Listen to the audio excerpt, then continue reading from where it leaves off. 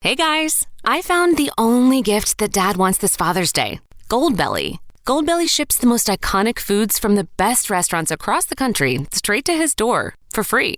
Let him relax and enjoy award-winning barbecue from Texas, epic deep dish pizza from Chicago, or colossal pastrami sandwiches from New York. Make Dad feel like an absolute legend this Father's Day and go to goldbelly.com to get 20% off your first order with promo code DAD. That's goldbelly.com, code DAD. This is Peter. And this is Tom. And you're listening to History Teachers Talking Podcast. Now part of the Evergreen Podcast Network.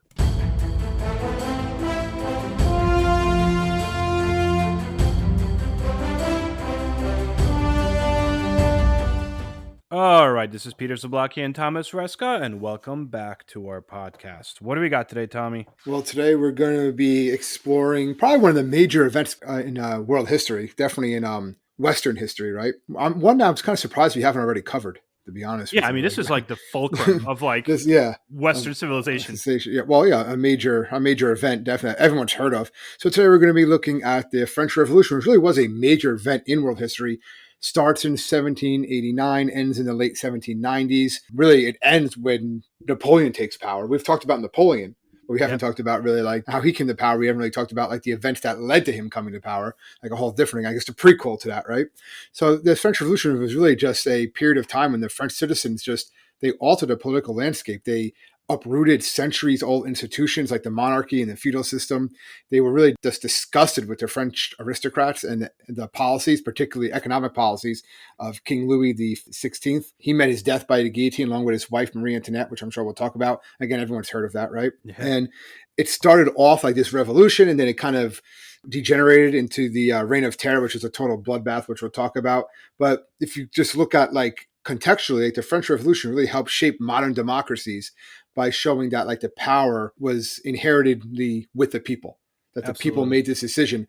And this was like a big thing, especially yes, you had this going on across the Atlantic, obviously already at this point with American colonies, now the United States by this point, but very, very new country, about 10 years old. And really the American Revolution created the French Revolution. There's no way to argue, that's not, that connection is there. We'll talk about that a little bit. And that comes up a lot, yeah. Yeah, that comes up a lot. But like it's particularly in Western Europe where you had these like centuries old aristocrats, background and these like the history and stuff. No, absolutism and all that. To uproot that was a big deal. A lot of the other kingdoms, the aristocrats that saw what was going on in France, like we don't want it to happen because they were then worried if it happens in France, it's going to happen in Austria and in Britain, it's going to spread everywhere. And actually they were afraid of, and that's what ultimately happened also. Not necessarily as bloody. They all wanted to avoid, they saw how bloody the French Revolution got because it lasted for over 10 years, with different ways and flows until Napoleon eventually takes power. But really it's because of the events of the French Revolution that allowed Napoleon to take power. As the entire thing was born out of the ideas of enlightenment. So the French Revolution itself winds up changing the country's political, social landscape, right? More or less uproots the centuries-old institutions, creates new social orders, and it put into practice the idea that governments are formed, as you said, by the will of the people. Yes. And, this goes on for 10 years, obviously. And at one point, Thomas Jefferson is actually there in France. Yeah, he's there for a while for it. Yeah, he winds up like writing a first-hand account of what's happening, and he's not there for the Reign of Terror aspect. Which really, the Reign of Terror, which whenever I go about teaching the French Revolution, the first thing that my students talk about is the guillotine, right? And like, oh, they were beheading people. In a grand scheme of things, the Reign of Terror really only lasted from September of 1793 to July of 1794. There's a lot more to this, which we'll get into in a little bit. There's a reason why there was a revolution. It's very different when you hear revolution. You think, oh, it's like one country fight another.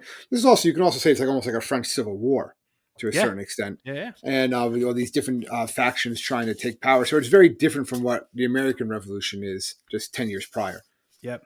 So let's talk about the origins of the French Revolution. I think that's a good way to start. And in 1780s, everyone in France belonged to one of three social classes. These social classes are known as estates. There's the first estate, which is the clergy, the second estate, which is the nobility, and the third estate, which is essentially like the mishmash of everyone from like middle class down to the peasants. Yeah, everyone who basically was not of royal blood. Exactly. For the most part. Clergy was, they were like the top boss, right? The first estate. Enormous wealth, privilege. The church owned about 10% of all the land, paid no direct taxes whatsoever, but collected funds. Well, I think when that was a big point that you just mentioned, Pete, was that They didn't pay any tax. The clergy paid no tax. And the second estate, the aristocrats, also paid no tax. So all the taxes was simply coming from the peasants. The third estate.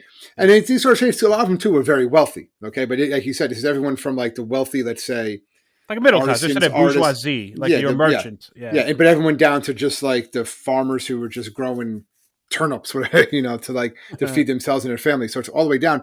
And they're the only ones paying taxes. This is what's going to cause a lot of problems, because as the 18th century, comes to a close, France spent a lot of money on the American Revolution. The American Revolution doesn't happen if it's not for the French money, the French fleet that eventually come over. And they're just doing that really not for the revolution, but just to get back at Britain. So that's why they're doing it.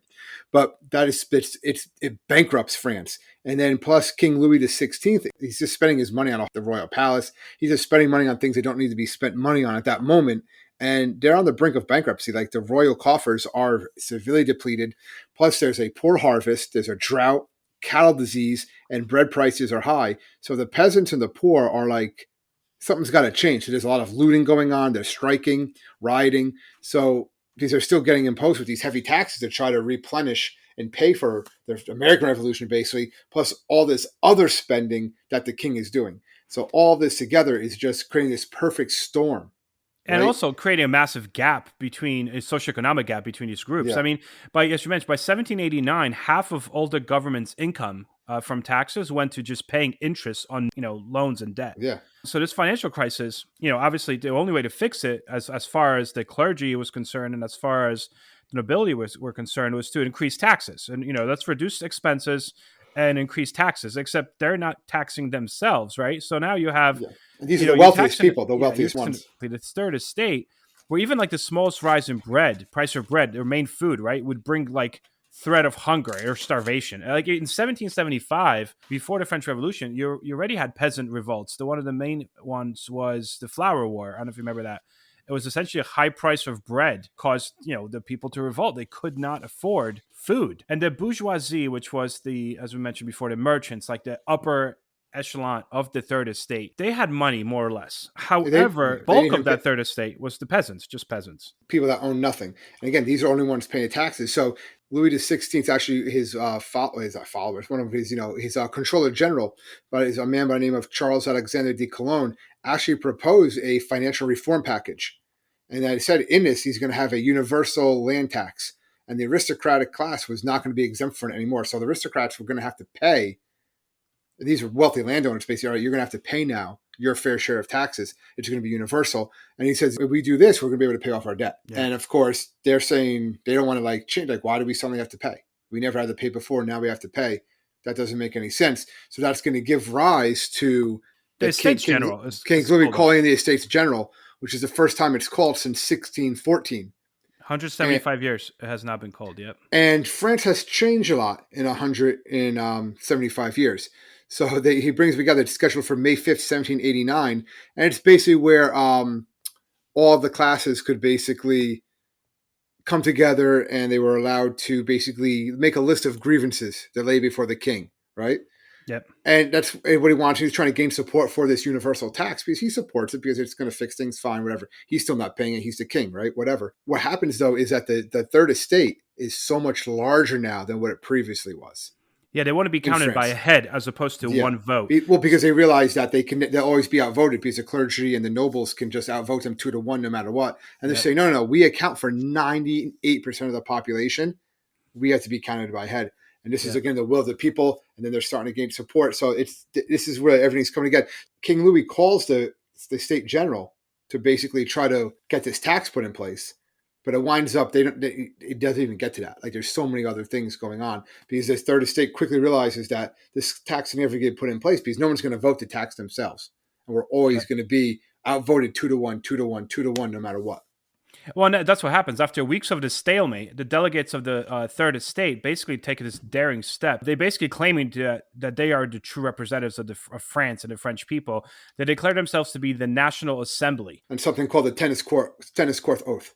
Because that's what happens. Because they get kicked out. They leave. They get kicked out of the actual assembly. So this new National Assembly, they can't no longer meet with the other groups So because they were fearing that the king was going to dismiss them, they basically, all the delegates moved to a nearby indoor tennis court. And everyone's kind of like, speculators are looking on like, what the heck is happening there, right? And the delegates took their famous tennis court oath, right? They swore never to separate and to meet wherever the circumstances might require until we have established a sound and just constitution. Yeah, they wanted constitutional reform. And they start to get support. Well, the clergy comes up, right? Most of the clergy and some nobles, liberal nobles, actually join them. So on June 27th, King Louis actually has to absorb all three orders into one new National Assembly. So they basically get what they want as far as now they're going to have, it's almost like one man, one vote now, right?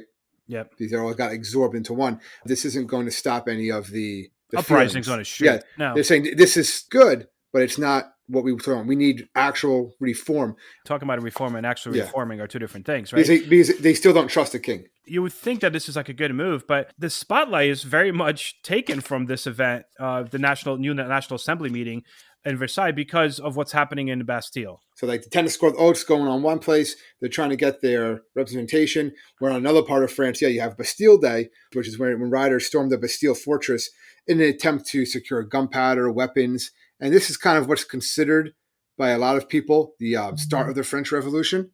Yeah. And it's actually a national holiday, Bastille Day in France today. To this day, yeah. Well, for the French, the Bastille was a powerful symbol of tyranny, right? And inequalities, injustices of the old order. Yeah, political prison. Yeah, basically storming this political prison signaled the end of absolute monarchy. Like it was a step towards freedom because the political prisoners in there were unjustly held by the absolute monarch. So again, to this day, it's kind of viewed as July 14th as a national holiday when the French celebrate the birth of modern France. You know, the revolts continue. It's not just this National Assembly's talk about how they're going to make everything equal, but things are not equal yet. So there's a massive political crisis in 1789 that coincides with the worst famine, basically, at the time. So not only is there a political crisis, but there's also a massive famine. And the starving peasants wound up roaming the countryside and flocking to towns where they start swelling up in ranks. So now you have a lot of disgruntled people in cities and towns. The grain prices in 1789 soared. Even people with jobs had to spend as much as 80% of their income just on bread. Just on bread, just to feed their families for that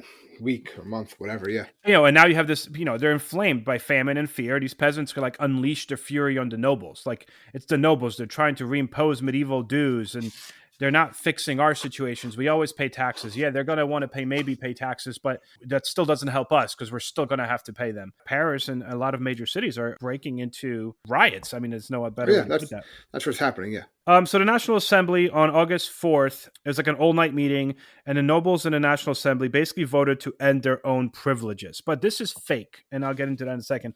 So they agreed, because there's so much unrest, the nobles agree that they're going to give up dues, right? They're going to no longer have exclusive hunting rights. They're going to give up their special legal status, and they're going to give up their exemption from taxes.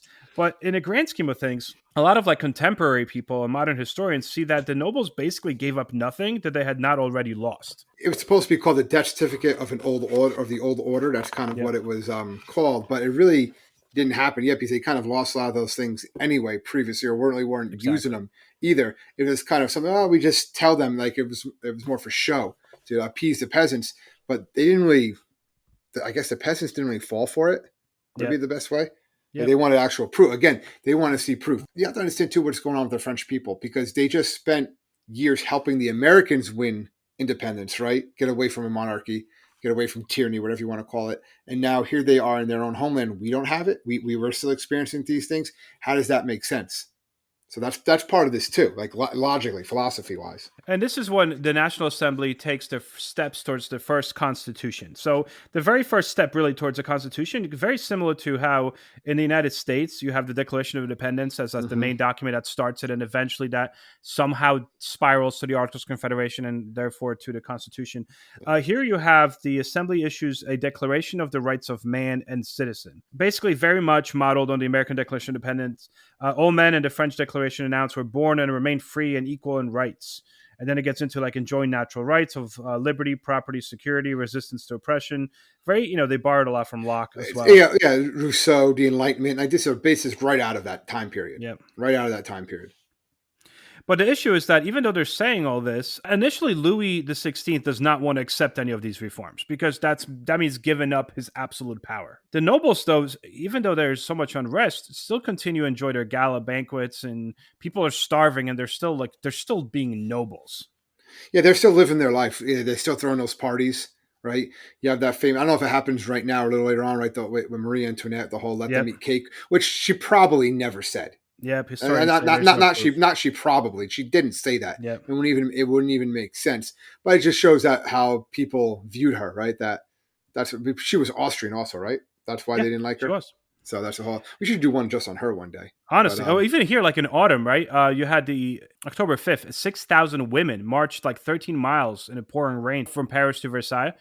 They're screaming, bread, give us bread. They demanded to see the king. And that's where supposedly the story goes that, Antoinette was like, yeah, I don't care that they marched here for 13 miles. Like, I'm not giving them bread. you got to understand all these aristocrats. They didn't know what like hunger Starvation. was, starvation, hunger.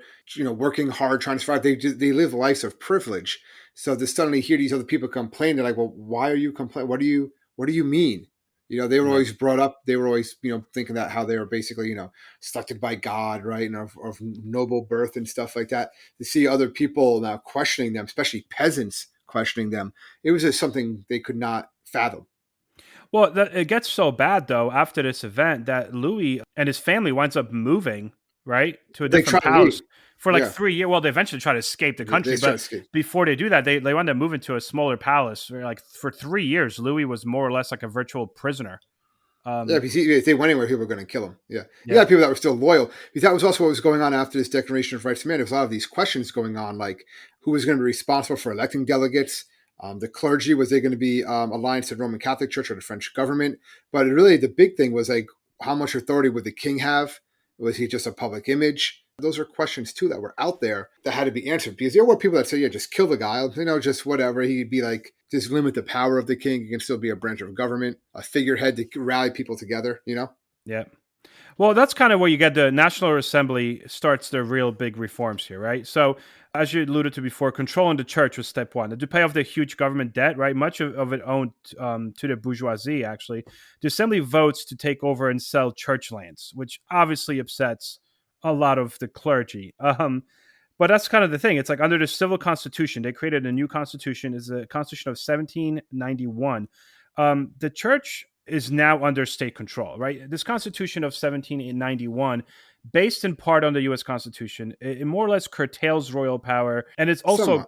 prefaced by the Declaration of the Rights of Man, which you mentioned before. But just kind of summarize it, it gave citizens the right to hold jobs based on talent, as opposed to like, I know you or I know somebody. Again, this is all supposedly happening. Gave citizens the right to move about freely, gave tax-paying males the right to elect or choose their own ministers, allowed the citizens to gather peacefully, taxed citizens equally, that was key, and then prohibited the government, so really the king, from making laws curtailing civil and natural rights. That was big. People could now publish, write ideas without fear of government censorship, so on and so forth.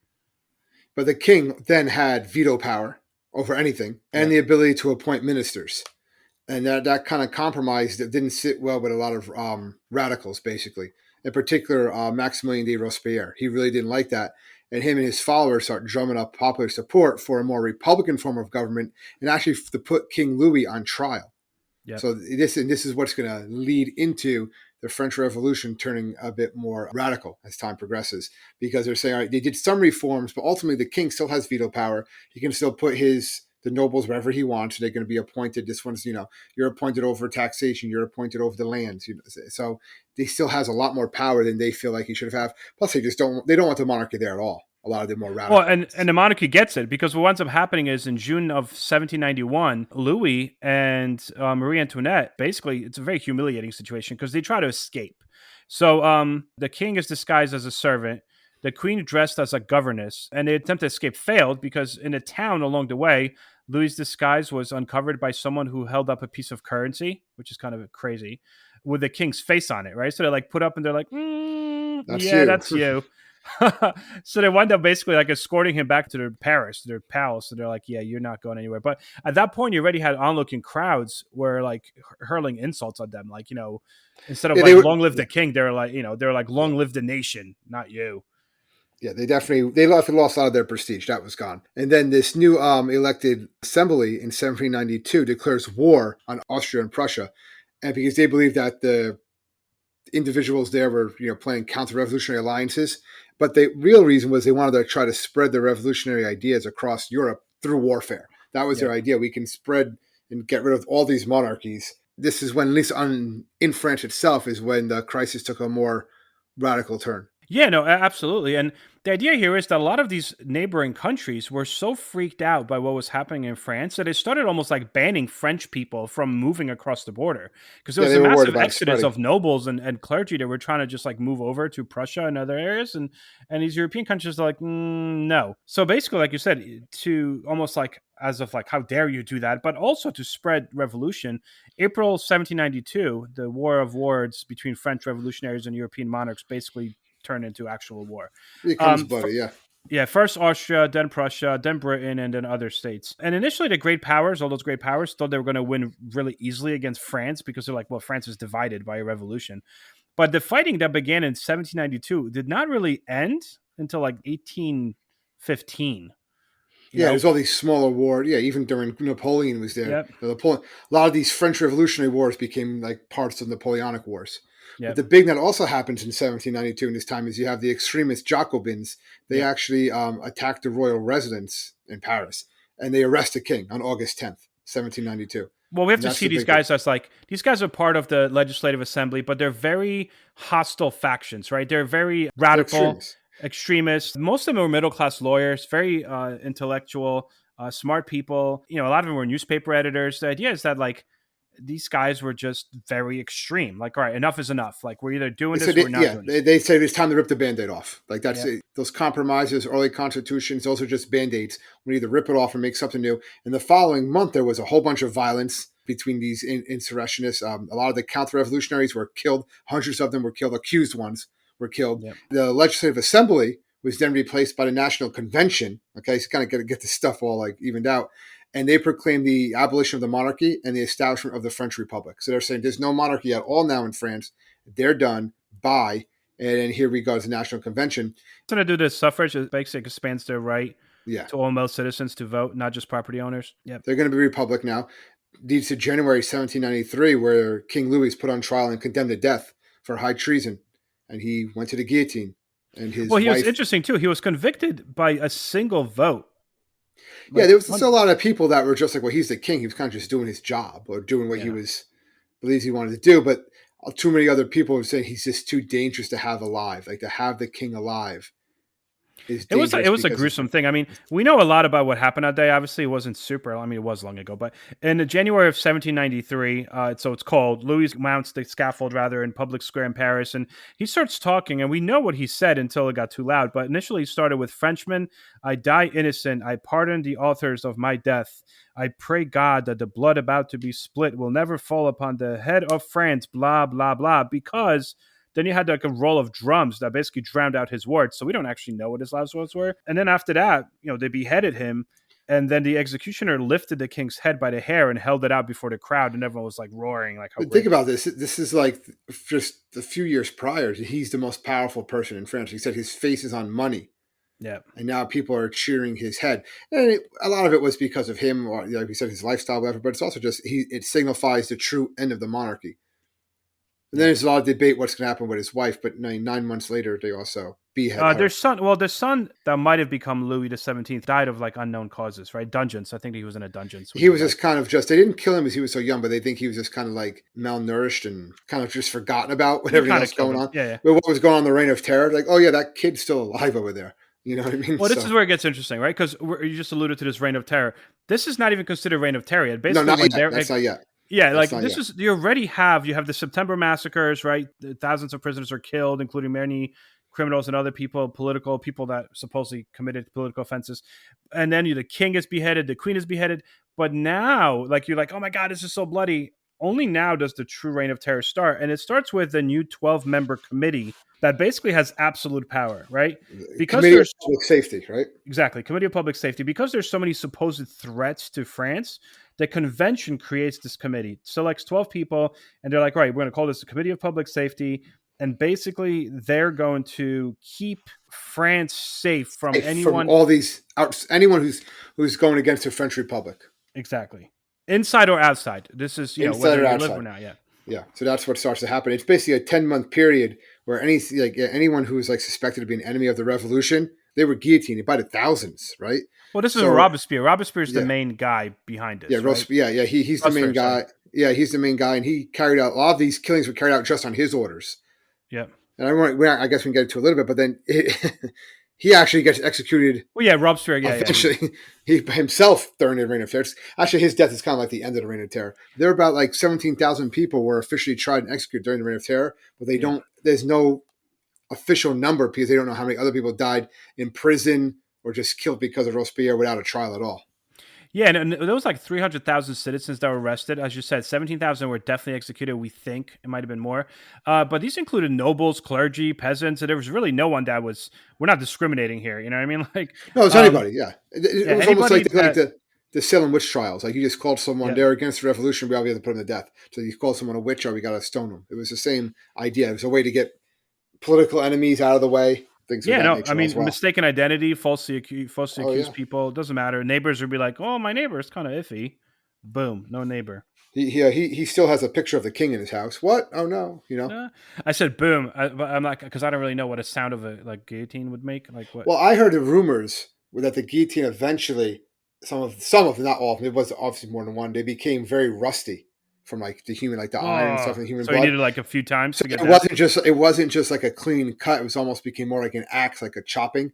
And they were like, have to pull it back out. It would get stuck and then let it go and pull it. And it would take a few times to get through the neck because they just got dulled over time. Well, so it got dulled over time, almost like I said, 10 months and thousands of killings. So weary of the bloodshed, right, and basically fearing for their lives, the members of the convention itself turned against the Committee on Public Safety.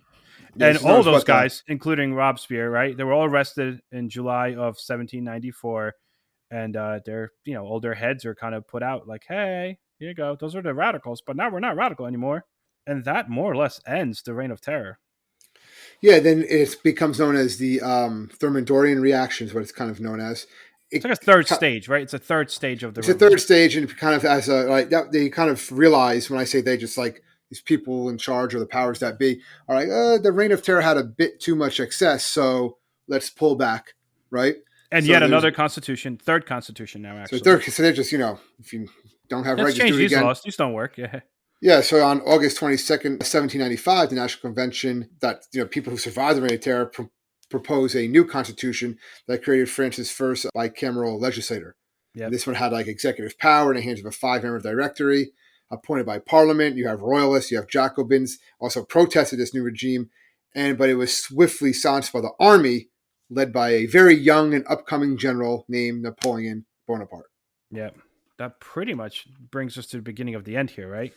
Yeah, because Napoleon's rise, the directories was only in power for 4 years. Yep. And he still had financial crisis. That's the whole point. This whole financial crisis never gets fixed during this time. There's obviously a lot of negative, but there's also a lot of positive that came out of the French Revolution. There's no question about that. It drastically changed France, right?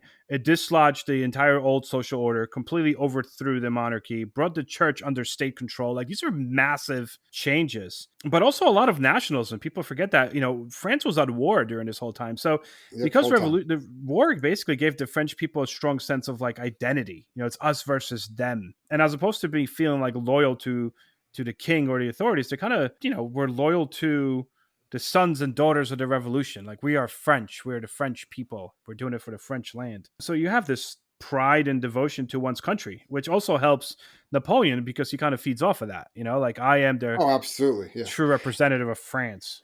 And people really backed the army, the military at this point, because that was really what was keeping order in a lot of the cities, was the fact that the military was there. So they're kind of seeing them in these generals who get pretty popular because they're really keeping the public safety at this point. So basically from 1799 to 1815, Napoleon Bonaparte dominates France and Europe. I mean, it's not just France, it's France and Europe. He was a hero to some, evil to others. But basically the final phase of the French Revolution basically might as well be called the Age of Napoleon. Yeah, because he takes power, and like I said, he's going to dominate continental Europe. Then when he finally dies, which check out our podcast about Napoleon and the death of Napoleon, is when France is going to truly become a democracy, republic, lay the groundwork for what it really is today. But none of that happens without the French Revolution before. So you kind of think the French Revolution is an interesting study of like how quickly things can get out of hand with the Reign of Terror, then how quickly that you almost replacing one monarchy with another one. You're replacing a monarchy with an emperor, with a dictator and an emperor and Napoleon. Yeah. And even, I mean, he winds up, once he gets in there, he consolidates his power, right? Strengthens the central government. But his big things were order, security, and efficiency, which were direct answers to the Reign of Terror and what preceded it. Now we need order. Now we need to feel secure, and we need to be efficient. So it wasn't like liberty, equality, fraternity. Like this was, no, we need to be secure, efficient, like economically, but also feel safe. He sets up a system of public schools under strict government control. Restores economic prosperity. He makes peace with the Catholic Church. And more or less, his economic reforms and restoration of order after all the years of chaos basically opened jobs that were based on talent. Well, he was giving them what they wanted to begin with. Yeah, that's one reason why he's able to rise to power. But, then eventually he gets a little bit too power hungry, obviously. Yes. So, but things... That's another podcast. That's another podcast I had to go listen to. And during this time, too, I guess we forgot to mention, like, the United States, like, George Washington says we are not bound by treaty to interfere in this war. He's saying Thomas Jefferson, he actually favored revolutionary France and pointed to a 1778 treaty. And he said, we have to go help the French. And he's like, no, our treaty was with the monarchy, was with King Louis. Yep. This treaty, these Jacobins or whatever you want, National Assembly, that's not the ones that we made the treaty with, so we're not bind. And he declares neutrality. And then under John Adams, we basically have an undeclared naval war. I guess we can talk about that one, the quasi-war, right? With France. The United States is like that, like a buzzing mosquito or like a bee during all this, because France is going through so much stuff going on here. They're at war. I mean, eventually they settle with Prussia and all that, but they continue to stay at war with Britain. And, they're fighting these wars. They're going through revolutions. You have Napoleon rising. And through all of this, there's the pesky United States, quasi-war with France. They're going to take our sailors or stop our ships. Britain's doing the same thing, but hey, we're just going to go after France. So we're going to start attacking French ships. Even Britain gets a brunt of this mosquito because we have the War of 1812, which you could also go back and listen to a podcast. And now Britain's like, dude, we're trying to deal with France ourselves. America's just kind of like buzzing. Bzzz, like, we're here. Yeah, with new nations trying to get involved here. And we're going to take advantage of the situation, right? When Napoleon needs money, what do? Hey, we get the Louisiana Purchase. Yeah, you know what I mean? So we're kind of like taking advantage of certain situations also. So, not a major play in the world, but aware of what's going on and, playing both sides, I guess you can say. But it was a polarizing issue in the United States. A lot of people said, we have to go support the revolutionaries, right? They supported us. We're supporting them. And other people say, no, this is their thing. We're staying out of it. Well, also because it turned so bloody. Like, yeah, revolution, and all of a sudden it was like... That's really, from what I saw too, that's really what turned the tide from support against it, was that how quickly it became so bloody. Once you got that Reign of Terror, they're like, yeah, never mind. Yeah, never mind. Sorry. Like, we're not getting involved. So craziness. Well, this is basically a crash course in French Revolution. We did this in 30 minutes. There is very basic, very so quick, much more to this. Yeah, there are courses just on it, rightfully so, books, documentaries. Yeah. I mean, the amount of information on endless. We're just giving you a very basic idea of some of the causes, some of the major events, and then the outcomes. But you can see how one leads to the next and next. This is a great example of really when you look at dominoes falling. And one thing affects or cause and effect. You can trace it all the way up to, like I said, the American Revolution. You can trace that back to the French and Indian War, right? All these things eventually lead to what happens in the French Revolution, the rise of Napoleon, and eventually the rise of the true French Republic. Yeah, that pretty much covers it. I think so. I know what I'm talking about, man. Thank you so much, guys, for tuning in once more. We do appreciate it. If you need to find us, you can find us at www.historyteacherstalkingpodcast.com. We are here to answer any of your questions, and we welcome any comments. Make sure you guys follow us on all the different social media accounts, because we are there. And I guess that's it. We'll see you guys next week. Stay safe, everybody.